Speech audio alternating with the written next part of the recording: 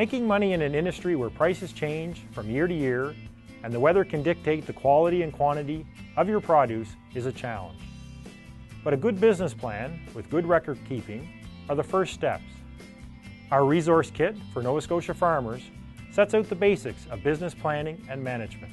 And our Business Development and Economics Division can help you prepare a business plan that ensures you make money every year.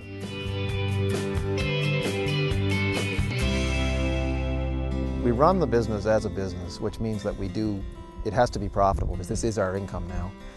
It's been 3 years since either of us have had an outside job. There's certain market fluctuations that changes the price of milk one way or the other, but we, for the most part, know how much income we're going to have. That's really comforting when you see other commodities that don't have that kind of comfort level. It allows us to borrow against that assurance that we're going to have a decent income. And what that does is it allows us to invest heavily into our farms, to stay modern and efficient, because when we're not controlling marketing, our entire job is to be as efficient as we can. And sometimes that takes a lot of money. We decided we wanted to farm debt-free. So basically our strategy was the money we would make on the farm we would reinvest. So we started with 1 cow and $500 worth of vegetable seeds, and as we made money we reinvested it. 6 years ago we both worked off farm, and then after that it started becoming a bigger operation, so Mike started working just on farm, but I had to still work off farm because in order to make a business profitable, our view is that you always put back into the business, right? If you are expecting to take a wage at the beginning, it hinders that business from growing. So it has allowed us to get bigger faster. We worked at various jobs trying to get the money to keep on going. Everything we made, we reinvested in the farm. And if we're going to invest a large amount of money in a structure or anything else, we look at how long will it take to pay for itself. Basically, if it can't pay for itself, we can't purchase it. To ensure profitability, you've got to keep your expenses low. But you also got to put into a crop in order to take out. You got to fertilize it. You got to do it right the first time because you only get the one chance during the cropping season. Very low cost. Everything is like I said originally, there's no huge investment, no big overhead. I don't have to buy land from people, so they get produce in exchange, so I try to do a lot of swapping that way. So our main way that we make sure that the business is profitable is we actually make products that people want, but that isn't already available, and that they're willing to pay for as well. So with our dried fruit and our juice, it tends to be that we have less sugar and more cranberry content and the things that the larger companies don't go after. There's definitely restaurants out there that are totally dedicated to local food. That's their main, thing on their signs and their menus, and that's their whole reason for being. And if I have something they want, they'll buy it. This year we're looking into seed saving and producing our own seeds, and we're also looking at trying to maximize the herb part of the production and diversifying that way. Not all my eggs are in one basket. Custom work allows you to have cash flow coming in, where if you just simply grew crops, you wouldn't have the cash flow. All your money would go out in the spring, and then it wouldn't come in until the fall.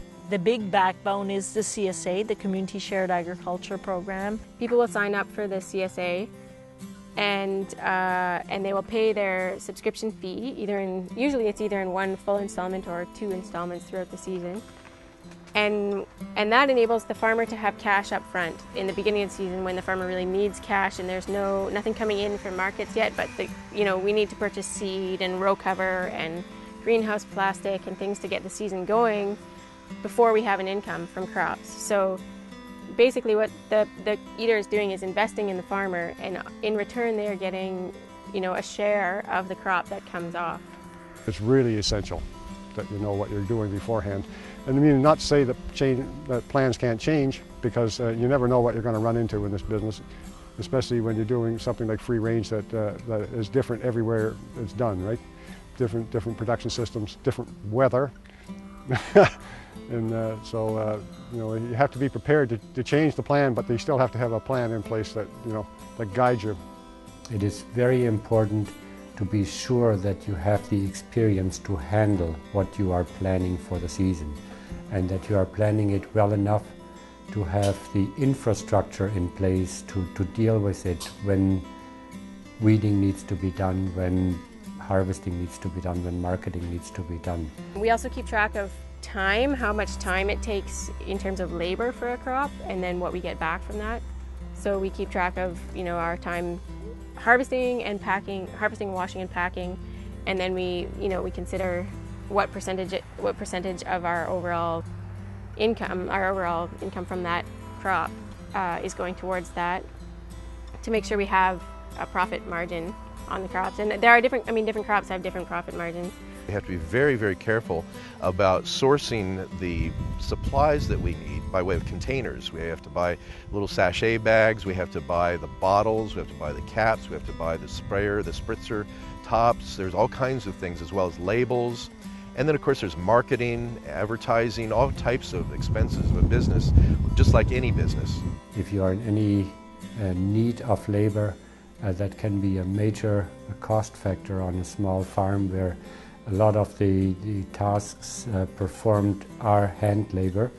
What I do worry about is the risks that we can mediate in the barn or with the herd. So we do everything we can to make things as efficient as possible and limit our risk on that side. So if something comes down the road that we don't have control of, we'll be able to handle a punch in the gut like that. The farms that are efficient in their planning and, production, those are the ones making the profit. The greatest reward is to see our same customers again week after week. The animals are happy and you're happy, and things are selling. That's when things are good. When the animals are all happy. That's the most important thing.